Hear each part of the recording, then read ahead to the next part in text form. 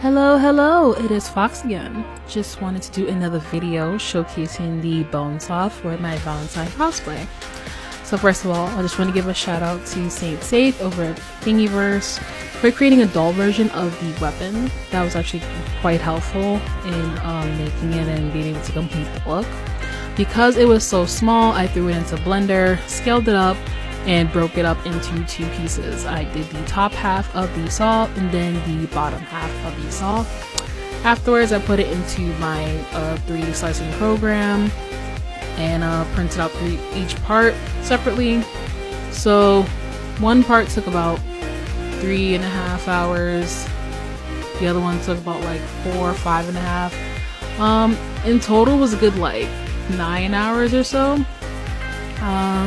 Afterwards, I glued the parts together. Then I made sure to start the spray painting process. First, I worked on the blade.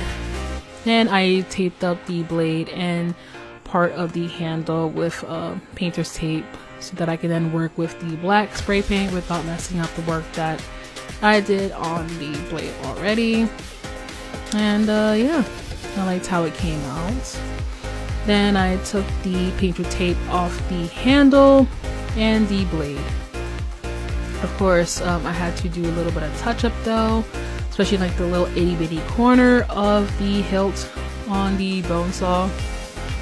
But it took maybe, I want to say a good 3-4 hours. What I had to do was let the paint dry in between coats. I would say about 2 hours or so in between coats, but it took a few days for the bone saw to come out.